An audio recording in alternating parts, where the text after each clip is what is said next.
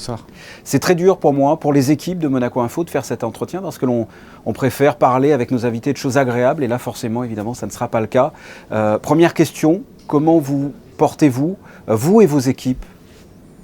Écoutez, c'est un moment difficile, hein, même si on sait qu'on fait un métier dangereux. Je pense qu'on n'est pas prêt à affronter ces événements tragiques. Mais la cohésion, l'esprit de corps fait qu'on s'en relève. Les témoignages de soutien de la population, du gouvernement, de notre prince fait aussi son effet sur le moral des troupes. Et puis, ce sont des combattants, hein, ce sont des soldats du feu. Ils se relèvent malgré tout parce que même s'il y a un événement tragique qui s'est passé, il faut continuer à assurer nos missions et assurer le service auprès de notre population. On vous a aidé, les pompiers de Monaco sont soutenus dans cette épreuve ? Alors, les pompiers de Monaco, effectivement, hein, sont soutenus par l'ensemble du gouvernement princier, de notre prince, de la population. La force publique, donc les militaires de la principauté sont très soudés.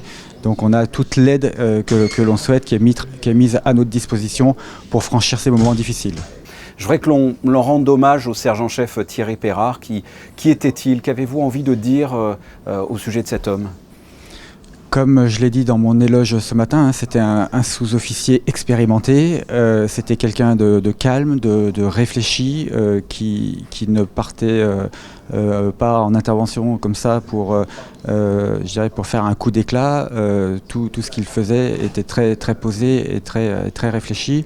Donc je dirais aujourd'hui on est en train de tirer tous les enseignements de ce qui s'est passé, hein, sur ce feu. C'était un très gros feu, j'ai fait plusieurs feux dans ma carrière. Celui-ci, je peux vous l'avouer que c'était un feu d'une intensité inouïe. De par le potentiel calorifique qu'il y avait dans l'appartement, de par la grandeur de l'appartement, de par la difficulté de l'organisation à l'intérieur de l'appartement.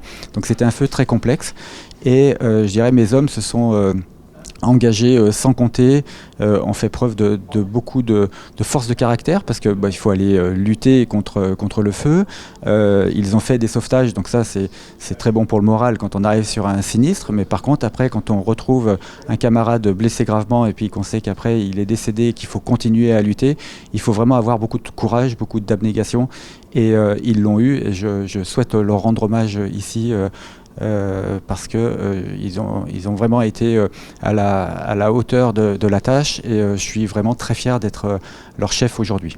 C'est un hommage national, hein, qui a été rendu donc à Thierry Perard. National, un mot qui résonne dans un pays de 2 km² où tout le monde se connaît, où nous connaissons personnellement la plupart des pompiers de Monaco. C'était important selon vous que l'on rende comme ça un hommage national à Thierry Perard ? C'était bien évidemment que c'était important et on ne pouvait pas imaginer faire autrement. C'est un militaire qui est mort en service commandé, mort au feu. C'est le premier sapeur-pompier qui décède en intervention au corps des sapeurs-pompiers de Monaco.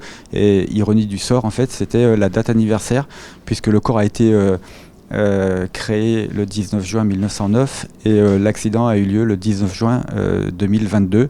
Donc premier accident mortel pour un pompier de Monaco. Et comme tous les militaires, que ce soit à Monaco ou ailleurs, quand on décède en service commandé, on a les hommages,